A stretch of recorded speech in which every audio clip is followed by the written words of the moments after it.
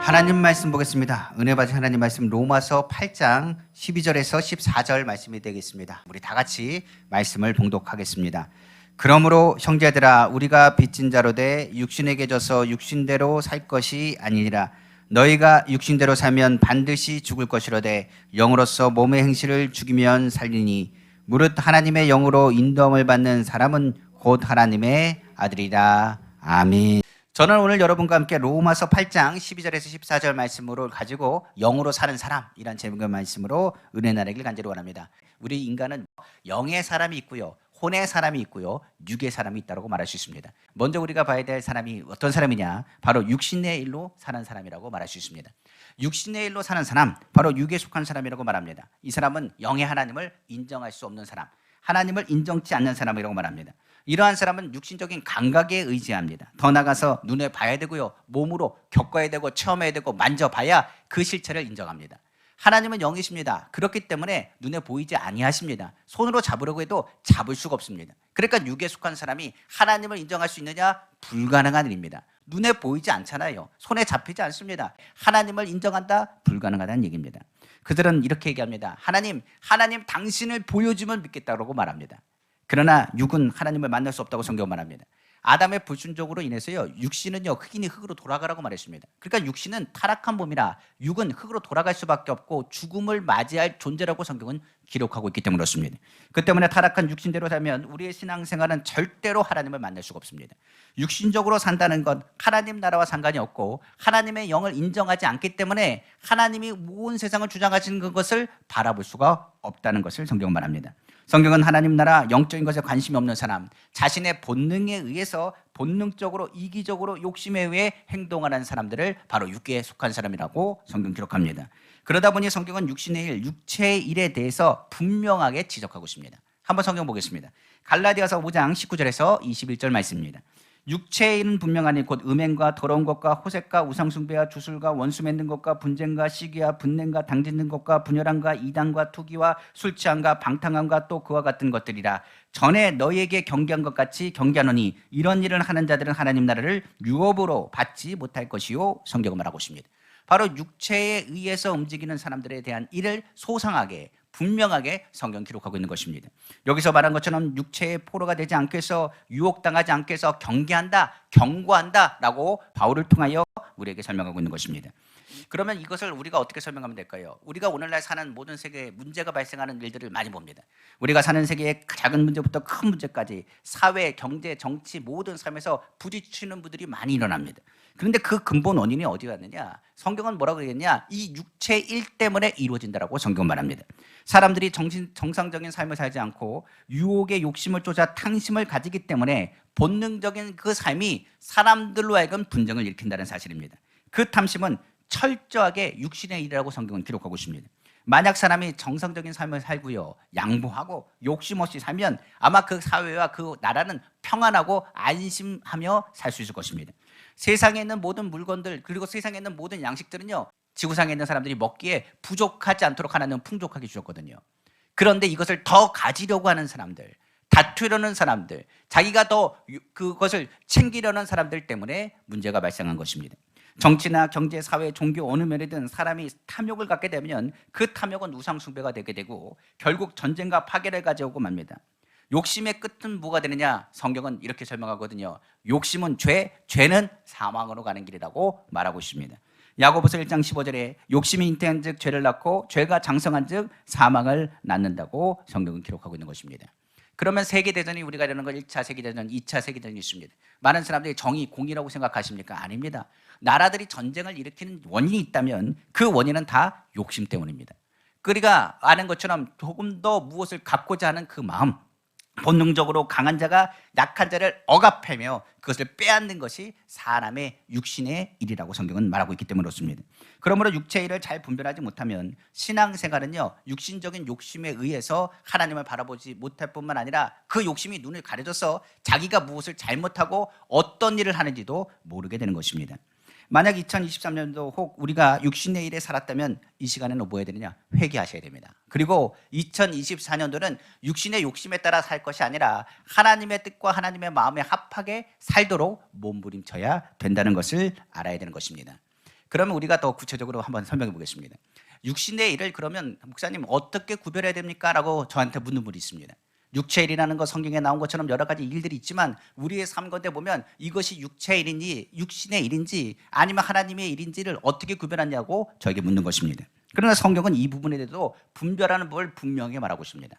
만약 우리에게 물을 수 있습니다. 육신의 일에 대해서 이야기한다면 이 일이 하나님을 진노케 하는 일이다. 그러면 이것은 육신의 일입니다. 하나님을 진노케 하는 것, 하나님을 분노케 하는 것은 육신의 일이라고 성경은 아예 지정하여 말하고 있기 때문에 그렇습니다. 한번 성경을 보겠습니다. 에베소서 5장 6절에 7절입니다. 누구든지 헛된 말로 너희를 속이지 못하게 하라. 이로 말미암아 하나님의 진노가 불순종의 아들들에게 임하나니 그러므로 그들과 함께 하는 자가 되지 말라고 말하고 있습니다. 거짓과 어울리는 사람들, 거짓말하는 사람들, 그리고 속이는 사람들, 그리고 나쁜 사람들과 같이 어울리는 건 하나님이 기뻐하지 않습니다. 하나님이 기뻐하시는 일은 선한 것에 있고 하나님이 기뻐하시는 일들이 무엇인지를 아는 것이 중요합니다. 하나님이 진노하는 그곳에 있는 것, 그 머무는 것 자체를 하나님이 기뻐하지 않는다는 것입니다. 성경에 보면 루시라는 사람이 있습니다. 아브라함의 조카죠. 그런데 그가 어떻게 합니까? 소돔과 고모라로 갔습니다. 소돔과 고모라에서 지내는 것을 하나님이 기뻐하시느냐? 하나님 기뻐하지 않습니다. 하나님의 진노가 소돔과 고모라에 임한다는 것을 우리는 성경을 통해서 확인할 수 있는 것입니다. 또한 성경의 골로새서 3장 5절에서 6절에 이렇게 얘기합니다. 그러므로 땅에 있는 지체를 죽이라. 곧 음란과 부정과 사욕과 악한 정욕과 탐심이니 탐심은 우상 숭배니라. 이것들로 말미암아 하나님의 진노가 임하느니라 성경은 말하고 있습니다. 그러니까 우상 숭배와 같은 것이 바로 탐심입니다. 이 탐욕은 어디서부터 오느냐? 자기 마음에서부터 오는 것입니다. 이것은 하나님의 뜻과 반대가 되는 것이고 하나님께서 진노하신 일이라고 성경은 말하고 있는 것입니다. 그러니까 하나님을 분노케 하는 것이 육신의 일이요, 하나님을 분노케 하는 것은 하나님이 기뻐하지 않는 일이라는 것을 성경은 말하고 있는 것입니다. 또한 육신의 일을 또 어떻게 구별하느냐? 이것이 하나님의 기뻐하시는 일이냐 아니냐를 통해서 또한 구별할 수 있습니다. 바로 하나님의 일은 하나님이 기뻐하시는 일입니다. 그러나 하나님이 기쁘시게 하지 않는 일은 하나님의 생각과 하나님의 말씀의 정반대로 행하는 육신의 일이라고 성경 기록하고 있습니다. 로마서 8장 7절에서 8절에 이렇게 말하죠. 육신의 생각은 하나님과 원수가 되느니 이는 하나님의 법에 굴복하지 아니할 뿐 아니라 할 수도 없습니다. 육신에 있는 자들은 하나님을 기쁘시게 할 수 없는 이라고 성경은 기록하고 있는 것입니다. 하나님과 원수가 되면 하나님을 도와주실 수가 없습니다. 우리가 하나님의 말씀대로 행하는 것, 그 일은 하나님이 기뻐하신 일이요, 믿음이 없이는 하나님을 기쁘시게 하지 못하기 때문에 믿음이 있는 사람은 하나님이 기쁘시게 하는 것이 무엇인지를 구별할 수 있는 능력을 하나님께서 우리에게 부어주었습니다. 그러니까 우리는 저한테 물어볼 필요가 없는 것입니다. 뭐라고 하느냐? 마음속에 손을 얹고 기도하면 됩니다. 하나님, 이거 하나님 기뻐하시니까 아닙니까? 하나님 이것을 진노하시니까 아닙니까? 물어본다면 그 마음에 이미 하나님께서 말씀하십니다. 대부분의 사람들은 그것을 모른다고 말하지만 아닙니다. 자신의 육신에 이르는 것 누구보다 누가 아느냐? 내 육신이 잘 압니다. 우리가 주님의 성전에 나와서 예배드리는 것조차도 우리는 육신에 져서 무너질 때가 있습니다. 우리가 하는 것처럼 우리가 하나님을 섬기고 나아가야 되지만 먹고 사는 문제 때문에 주의 송사하지 못하는 사람들이 많이 있습니다. 먹고 사는 문제뿐만이 아닙니다. 주변에 있는 여러 가지 쾌락과 여러 가지 일들 때문에 뭐하지 않느냐? 하나님 앞에 더욱 나아가지 못하는 일들이 얼마나 많은지 모르겠습니다. 그럼 물을 겁니다. 사람이 쉬어야 되지 않습니까? 먹고 마시는 것 중요한 일 아닙니까? 라고 물을지도 모르겠습니다. 그러면 가슴에 손을 댈고 기도하시면 됩니다. 하나님, 이것이 하나님 기뻐하는 일입니까? 오늘 주일날 쉬는 것이 하나님이 기뻐하는 일입니까? 하나님 주의 송사하며 믿음으로 나아가는 것이 하나님 기뻐하는 일입니까? 하나님 아버지, 하나님의 진노하시는 일이 하나님의 어떤 일입니까? 물어본다면 믿음이 있는 사람은 하나님이 기뻐하시는 일이 무엇인지를 분별할 수 있다는 얘기입니다. 그러므로 성경은 이야기합니다. 하나님의 기뻐하시는 일을 하지 않고 하나님을 진노케 하면 그 육신의 일이라. 육신의 일은 결말은 무엇이냐? 두 번째 사망에 있다라고까지 성경 기록하고 있습니다. 그 부분을 경고하는 말씀이 바로 요한계시록 21장 8절이에요. 그러나 두려워하는 자들과 믿지 않는 자들과 흉악한 자들과 살인하는 자들과 음행하는 자들과 점술자들과 우상숭배하는 자들과 거짓말하는 모든 자들은 육신의 일을 하는 사람들이죠. 불과 유황으로 타는 못에 던져지리니 이것이 둘째 사망이라. 둘째 사망에는 영적으로 첫 번째 사망은 육신의 사망입니다. 둘째 사망은 영의 사망인데 영의 사망은 죽음을 의미하는 것이 아니라 영원한 고통이 뒤따른다라고 성경 기록하고 있는 것입니다. 그러다 보니 예수님께서는 둘째 사망으로 걸어가는 가룟 유다를 향해서 이렇게 말했습니다. 차라리 태어나지 않았으면 더 좋았을 것을 그랬다라고 성경은 기록하고 있는 것입니다. 이 모든 것은 무엇 때문에 이루어지느냐? 육체의 소욕에 대한 욕심 때문이라. 그 욕심이 결과적으로 하나님을 멀게 하며 영의 삶을 죽이는 일입니다. 그러니까 욕심이 한번 들어가면 내가 무엇을 잘못하는지 분별하지 못합니다.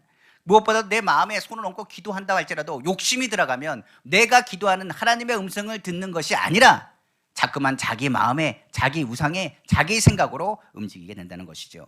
그러므로 성경은 여기에 일이 육을 통하여 거스르게 되며 육이 또한 영을 거스린다고 성경 기록합니다. 바로 갈라디아서 5장 17절 말씀이죠.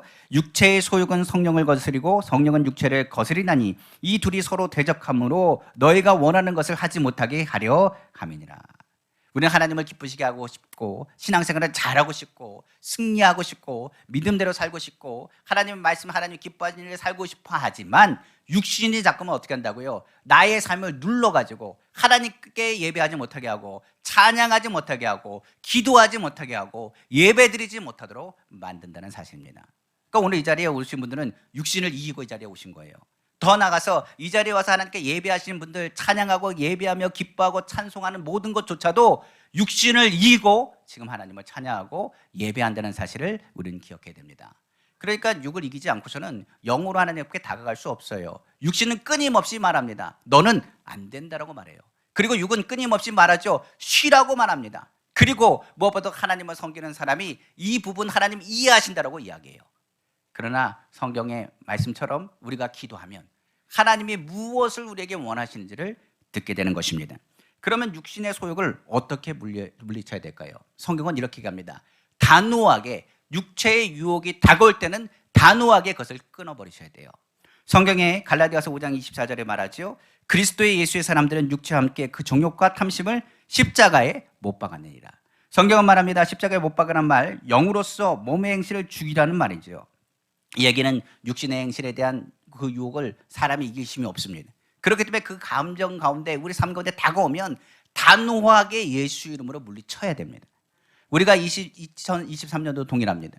우리가 하나님 전에 나올 때 하나님 오늘은 좀 쉬고 싶습니다. 눈이 많이 왔고 비가 왔고 바닥이 미끄럽고 내 몸 상태가 좋지 않고 내 환경이 좋지 않습니다. 내가 어떻게 될지 모르겠습니다라고 얘기하면 그 육신이 자꾸만 이야기할 때는 단호하게 얘기합니다. 나는 하나님의 자녀입니다. 오늘 이 육신의 소욕을 단호하게 끊지 않으면 그것을 벗어나기 어렵다는 사실입니다. 알코올 중독이나 도박 중독된 사람들에게 가장 첫 번째 해야 될 건 뭔지 아십니까? 단호하게 끊는 결단이 그들에게 먼저 필요합니다. 단호하게 끊지 않고서는 그것에 대한 것들이 계속적으로 끌려 나오기 때문에 그렇습니다. 딱 한 번만이라는 것, 그것이 굉장히 큰 유혹으로 다가오기 때문에 그렇습니다. 육체는 사단과 같이 연결되어서 끊임없이 유혹합니다. 딱 한 번만 봐라. 딱 한 번만 바라보고 딱 한 번만 먹어봐라. 딱 한 번만 넘어가 봐라. 하나님이 이해하신다라고 말합니다. 그러나 그렇지 않습니다. 성경은 말하기를 단호하게 결단하라고 말합니다. 알코올 중독에 있는 사람이 술을 먹으면 안 됩니다. 단호하게 끊어야 됩니다.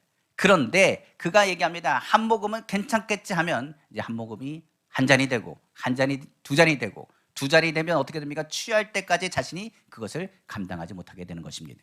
그러므로 성경은 말하기를 이 육체의 소욕이 다가오면 우리는 예수의 사람대로 하나님을 믿고 믿음 안에서 예수 이름으로 결단하고 끊어버리고 그 육체의 일이 다시금 우리 삶 가운데 작용하지 않도록 주님을 바라봐야 된다는 사실입니다. 두 번째로 우리가 사는 상황 동안에 혼의 사람이 있습니다.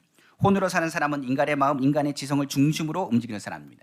혼으로 사는 사람은 인본주의 사랑으로 이성과 과학 지식을 의지하여 사는 사람입니다. 그러므로 혼으로 있는 사람은 자신의 이해가 되면 하나님을 믿고 이해가 되지 않으면 하나님을 믿지 않습니다. 그래서 그런 사람의 경우에는 하나님을 이해하려고 몸부림치지만 그 가운데 믿음이 생기지 않습니다. 믿음이라는 것은 하나님의 전적인 하나님의 역사예요. 하나님의 개입하심에 있습니다. 혼으로 사는 사람은 영으로 하나님의 영의 세계를 바라봐야 되는데 혼으로는 절대로 영의 세계와 영의 상황을 발견할 수가 없습니다. 철저히 인간의 지성과 감각에 의해서 지배되기 때문에 인간의 눈으로 보고 귀로 듣고 손으로 만지고 인으로 추리하고 과학적으로 정리해서 그것이 맞다라고 얘기하면 그것을 받아들이고 그것이 아니라고 한다면 그것은 보류하고 그것을 생각하지 않습니다. 사고를 형성하고 경험을 통하여 지성을 발전시키는 것이 사람입니다. 그러나 성경은 말하죠. 인간의 이성과 사람의 지혜로는 하나님의 영을 알 수 없다라고까지 말하고 있습니다. 고린도전서 1장 21절에 하나님의 지혜에 있어서는 이 세상이 자기 지혜로 하나님을 알지 못하므로 하나님께서 전도에 미련한 것으로 믿는 자들을 구원하시기를 기뻐하셨도다 성경은 말하고 있습니다. 그러니까 세상의 지혜로는 하나님을 알 수가 없습니다. 그러니까 하나님을 알려고 해도 알 수 없는 게 하나님에 대한 부분입니다. 눈에 보이지 않는 사람이 무지개 색깔을 확인할 수 있습니까? 못합니다. 청력이 상실한 사람이 음악을 들을 수 있습니까? 음악을 들을 수가 없습니다.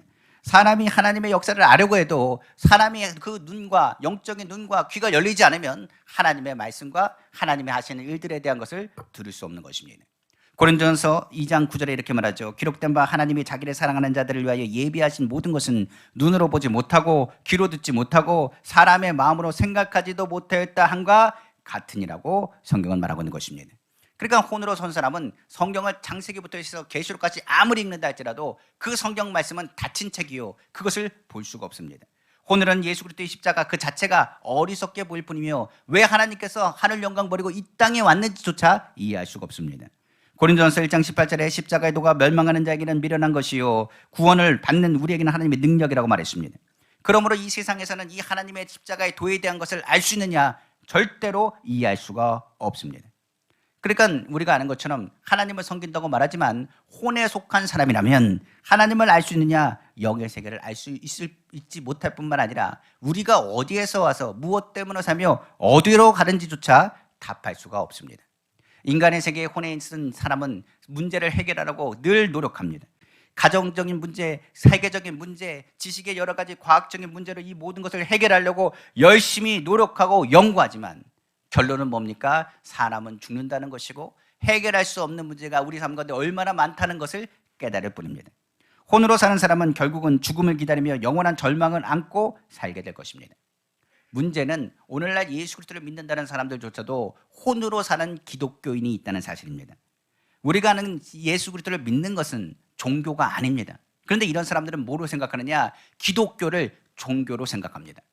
우리가 예수 그리스도를 믿습니다. 믿는 것이 종교입니까? 우리가 아는 것처럼 불교, 기독교, 천주교처럼 종교적으로 나누는 것이 기독교 신앙이 아닙니다.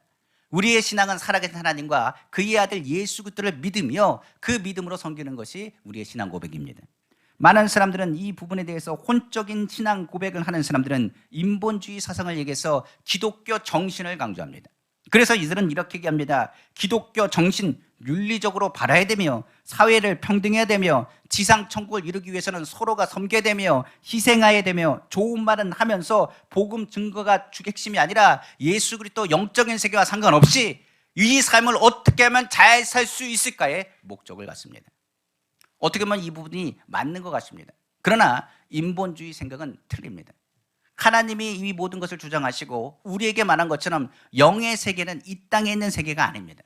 하나님의 나라는 우리가 생각하는 것처럼 평안함을 얘기하며 무엇보다도 서로 사랑하며 서로 섬기며 희생하면서 서로를 존중해 주는 것을 하나님 나라라고 말하지 않습니다.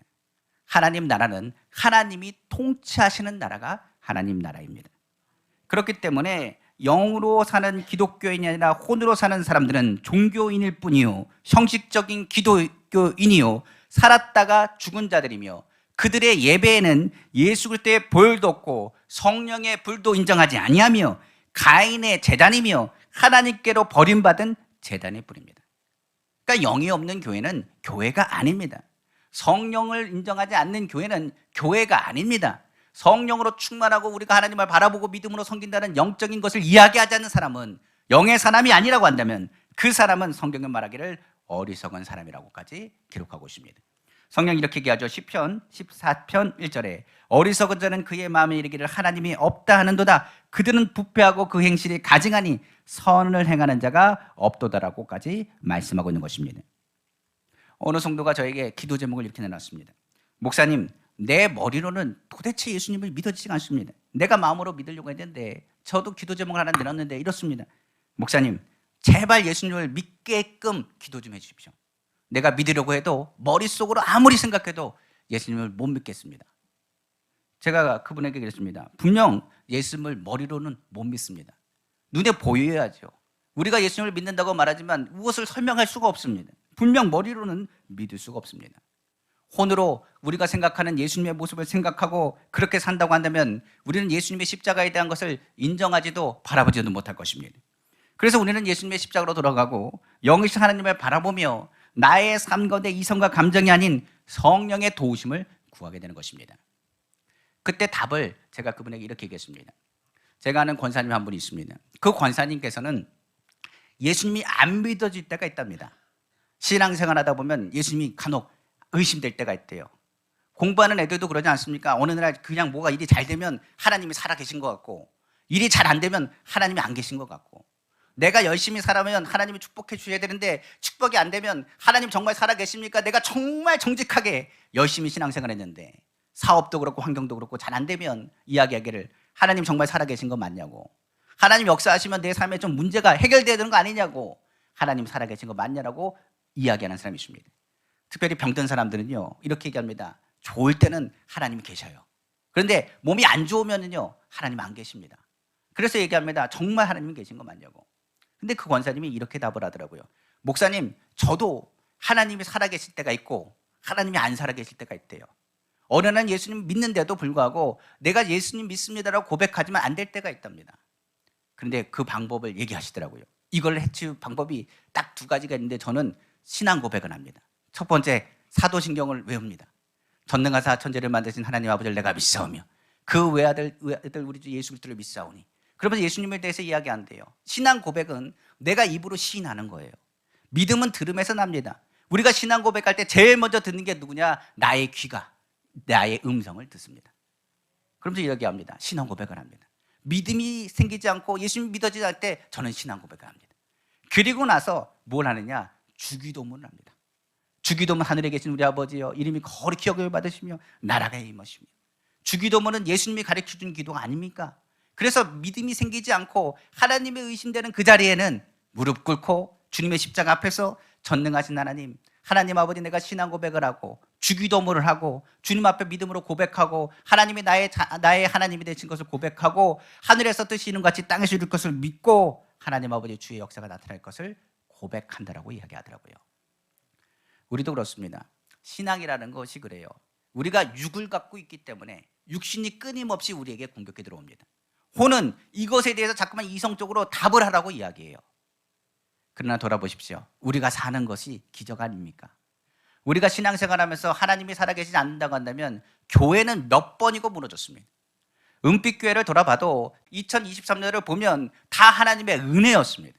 눈에 보이지 않는 하나님의 손길이 교회 가운데 있었고요. 우리의 삶 가운데 돌아다 보면 하나님의 역사하시고 개입하심이라는 것밖에는 말할 수 없는 일들이 많이 있습니다. 세상은 얘기합니다. 이성적으로 답해보라고. 그럼 우리는 얘기합니다. 영적으로 답해보라고. 우리는 뭘 얘기하느냐? 하나님이 없다면 답할 수 없는 인생의 일들이 우리 삶 가운데 얼마나 많은지 모릅니다. 하나님의 영은 우리의 삶 가운데 혼을 이해시킵니다. 하나님이 살아계신 것을 우리가 삶 가운데 신앙 고백하고 하나님의 안에서 예수 그리스도의 기도가 우리의 삶 가운데 나타나면 하나님의 뜻이 하늘에 있는 것 같이 우리의 삶 가운데 이루어짐을 믿기를 다시 한번 주님의 이름으로 축원합니다. 세 번째로 우리가 아는 마지막으로 영의 사람이 있습니다. 영의 사람은 하나님이 참으로 기뻐하는 사람이요 그 생활이 영적인 사람이라고 말합니다. 이 사람은 예수 그리스도를 믿는 사람입니다. 우리가 아는 것처럼 종교적인 믿음이 아니라 바로 예수 그리스도를 만난 사람입니다. 예수님은 어떤 분이냐? 갈보리 십자가에서 우리의 죄를 위해서 죄를 청산하기 위해서 양팔과 양발에 대못을 박으시고 머리에 가시관을 쓰시고 옆구리에 창을 찔려 바다 물과 피를 쏟으시고 인간의 과거와 현재와 미래의 모든 죄를 다 청산하시고 모든 죄를 예수 이름으로 고백할 때 죄사함 받고 그 가운데 성령을 마음에 모셔드리는 사람입니다. 로마서 8장 9절에 이렇게 얘기하죠. 만일 너희 속에 하나님의 영이 거하시면 너희가 육신에 있지 아니하고 영에 있나니 누구든지 그리스도의 영이 없으면 그리스도의 사람이 아니라 성경은 말하고 있습니다. 바로 예수 그리스도를 믿는 사람, 성경은 말합니다. 영의 사람은 하나님의 말씀 안에서 있는 사람이요 성령으로 사는 사람이라. 그러므로 육신의 정욕에 쫓아가는 사람이 아니라 바로 인간 혼의 교만과 인간 지성으로 살지 않고 성령의 하나님의 인도하심을 받은 사람이라고 기록하고 있는 것입니다. 마태복음 4장 4절입니다. 예수께서 대답하여 이르시되 기록되었을 때 사람이 떡으로만 살 것이 아니요 하나님의 입으로 나오는 모든 말씀으로 살 것이라 하시니라. 주의 말씀에 하나님의 지식이요 영적인 양식인 하나님의 말씀을 받아들이는 사람이요 하나님의 말씀에 판단력을 갖는 사람이요 주야로 주의 말씀을 묵상하는 사람이요 그 말씀을 등한시하지 않고 오직 그 말씀 안에서 그 발에 등불로 삼아 믿음으로 가는 사람이요 주의 말씀을 매일마다 묵상하는 사람이라고 말하고 있습니다. 하나님의 말씀을 가지고 성령의 인도함을 받는 사람, 로마서 8장 14절에 말합니다. 무릇 하나님의 영으로 인도함을 받는 사람은 곧 하나님의 아들이라 말하고 있습니다. 바로 성령님을 환영하고 인정하고 모셔드리고 의지해서 하나님의 말씀과 영적인 생각을 가지고 성령 안에서 하나님과 동행하는 사람입니다. 예수님께서 이 성령에 대해서 이렇게 말합니다. 요한복음 14장 18절에 내가 너희를 고와 같이 버려두지 아니하고 너희에게로 오리라 말했으며, 요한복음 14장 16절에 내가 아버지께 구하겠으니 그가 또 다른 보혜사를 너희에게 주사 영원토록 너희와 함께 있게 하리니, 성경 말하고 있습니다. 그러니까 성령이 우리 가운데 역사하셔서 말씀을 볼 때마다 그 말씀을 통하여 하나님의 뜻과 하나님의 기뻐하신 일을 아는 사람이 바로 영적인 사람입니다. 하나님이 무엇을 기뻐하시는지, 어떤 부분도 하나님이 싫어하신 일을 아는 사람이 바로 영적인 사람입니다. 영의 사람은 범사에 성령께서 내게 무엇을 말씀하시는지를 주의 깊게 듣게 됩니다. 그러므로 성경에 말한 것처럼 귀 있는 자는 성령이 교회들에게 하시는 말씀을 들어야 했습니다. 오늘 주의 말씀을 통해서 귀에 듣도록 하시는 것이 바로 성령입니다. 그러므로 성령 없는 개인이나 교회는 무엇보다도 교회가 아니고 성령 안에서 하나님을 섬기지 않는다고 하면 성전이 될 수가 없습니다. 그러므로 성경은 말합니다. 너의 몸에 하나님의 영이 있다는 것을 기억하고 주의 말씀을 주야로 묵상하는 사람은 무엇이 살아나느냐? 그 마음 가운데 직감과 성령의 양심이 살아납니다. 그러니까 성경에서 뭐라고 했느냐? 우리가 무엇을 딱 만났을 때 인간의 지식으로 먼저 판단하는 게 아니라 그 삶 가운데 성령께서 말씀하시고 말씀을 떠오르게 하십니다. 그러니까 이런 겁니다. 이건 하나님이 기뻐하지 않아 라고 성령께서 그 마음 가운데 말씀하십니다. 영의 사람은 하나님께 기도하는 것뿐만 아니라 그 자리에 갔을 때 이건 하나님이 기뻐하지 않는다, 이것 하나님이 기뻐하신다는 것을 우리가 알게 됩니다. 그러니까 성경에서 말하죠. 이 자리에 딱 섰습니다. 이 자리는 어떤 자리라? 하나님 기뻐하는 자리라. 오늘 주의 성소를 왔습니다. 그럼 하나님이 어떤 분이라는 걸 알 겁니다. 이 자리에 오신 분들은 하나님이 이 자리가 기쁜 자리라는 것을 알게 될 것입니다. 우리가 하나님을 섬기는 것, 하나님께 예배하는 것, 하나님께 헌신하는 모든 것, 그것을 통하여 하나님이 기뻐하신다, 이것은 좋다, 이것은 나쁘다, 이것은 그러다, 이것을 바로 아는 것이 바로 직감이라고 말합니다. 그러니까 하나님의 영의 사람은 직감을 갖습니다. 그래서 하나님께서 기뻐하시는 것을 찾아서 알게 되는 것입니다. 그러다 보니 성경에서 이렇게 얘기하죠. 너희가 말씀을 듣지 않아도 성령이 그 가운데 역사하시면 너희가 무엇이 옳은 것인지를 하나님이 알게 하신다고 했습니다. 성령은 또한 우리의 양심을 살게 만듭니다. 그렇기 때문에 절대적으로 이것이 윤리적으로 어긋난다, 그러면 하나님의 뜻이 아니라는 것을 깨닫게 되는 것입니다. 예수 믿는 사람에게 말합니다. 거짓말하는 것 하나님 기뻐하십니까? 아닙니다. 어떤 분들은 얘기합니다. 내가 꿈을 꿨는데 영의 사람이 나타나서 나에게 얘기했습니다. 이 사업을 하랍니다. 그런데 아무리 봐도 찝찝합니다. 그러면 그것은 아니란 얘기입니다. 마음에 하나님께서는 뭐하느냐? 직감을 주셔서 평안함을 주시고 하나님의 기뻐하신 일들을 미리 알게 하십니다. 내가 아무리 배운 것이 없어도, 내가 무엇을 잘 몰라도 이것이 하나님이 기뻐하시는 것을 분별할 수 있다는 사실입니다. 결과적으로 직감과 양심이 일치할 때 그때부터 하나님이 직접 우리를 인도하시는 거예요. 그래서 처음 딱 만났을 때 그때 그 느낌이 굉장히 중요합니다. 우리가 주님의 첫 만남이라는 것을 우리는 기억할 것입니다. 마찬가지로 처음 주님 앞에 나아갔을 때 그때의 기쁨을 주님은 알게 하신다는 사실입니다. 우리가 혹시 음악을 들을 때가 있지 않습니까? 뭐 뉴에이지 음악이나 뭐 사탄 음악이나 사탄 영화라는 것도 있습니다. 그런데 이걸 딱 보면 어떻게 되느냐? 직감적으로 이건 보면 안 된다는 걸 압니다. 그런데 이것을 계속 듣기 시작하면 어떻게 되느냐? 사람이 그것에 넘어가 버립니다. 안 좋은 말도요, 계속 듣게 되면 머릿속에 맴돌기 시작하고요, 그것을 허용하기 시작합니다. 선악과를 따먹은 것도 처음에 그것을 봤을 때 그냥 넘어갔을 것입니다. 그런데 한 번 보고 두 번 보고 세 번 보고 네 번 보면 사람이 그 마음 가운데 그것이 무뎌지게 되는 것입니다. 직감은 무뎌진 그 심령을 다시금 일으키는 것이 중요합니다. 무뎌진 그 마음에 성령께서 역사하시고 영의 사람은 어떻게 하느냐? 직감을 예민하게 하시고 양심을 확실하게 만들어 주십니다. 그러니까 직감과 예감이, 양심이 살아 움직일 때 영의 사람은 하나님이 기뻐하신 일을, 그리고 하나님이 원하시는 일들을 감당하게 되는 것입니다. 결과적으로 그런 사람은 하나님 중심으로 살게 되는 것입니다. 그리고 말합니다. 육체는 시들어집니다. 그러나 영의 것은 영원하다는 것을 선포하고 하나님의 기뻐하신 일을 찾게 되는 것입니다. 베드로전서 1장 24절에 25절에 이렇게 말합니다. 그러므로 모든 육체는 풀과 같고 그 모든 영광은 풀의 꽃과 같으니 풀은 마르고 꽃은 떨어지되 오직 주의 말씀은 세세토록 있도다 하였으니 너에게 전한 복음이 곧 이 말씀이니라, 성경은 말하고 있는 것입니다. 그러니까 예수 믿는 것이 우리가 보기에는 손해보는 것 같아도 영의 사람이 보기에는 손해보는 게 아닙니다. 우리가 결정하는 것이 뒤에 보면 이것이 손해보는 것 같고 이게 어리석어 보여도 영의 사람이 보기에 하나님의 기뻐하신 일이라면 그것은 하나님께서 우리에게 더 좋은 것을 예비하신다는 것을 깨닫게 되는 것입니다. 그러므로 성경은 이렇게 얘기합니다. 영의 사람은 하나님 중심으로 살기 위해서 영으로 몸의 행실을 죽이고 혼을 굴복시키는 사람이라고 말하고 있습니다. 그러므로 우리의 주인은 육신이 아닙니다. 육체에 의해서 지어나가면 육체의 일로 이기적인 사람으로 빠질 수밖에 없습니다. 그렇다고 해서 혼으로 이야기한다면 혼은 이성적이라 절대로 하나님을 인정할 수가 없습니다. 그러나 우리가 아는 것처럼 예수 그리스도는 하나님의 아들이시라 그 아들을 믿는 것은 성령의 도우심으로 깨닫게 되는 것입니다. 그러므로 영으로 인하여 영적 투정 가운데 육체에 져버리면 우리는 하나님의 일들을 감당할 수 없고 혼에 굴복해버리면 우리는 하나님 나라를 꿈꿀 수 없게 되는 것입니다. 그러므로 성경은 말합니다. 영적인 사람, 하나님의 기뻐하시는 직감과 양심을 가지고 하나님을 섬기며 믿음으로 나갈 것을 말씀하고 있는 것입니다. 그러므로 영을 다스려 혼을 굴복시키고 정복하고 육을 굴복시키며 위대한 신앙생활을 하기를 간절히 원합니다. 말씀을 마치겠습니다. 우리가 2023년도 우리가 기억한 것처럼 하나님의 영의 인도함 받아 이 자리에 온 것입니다.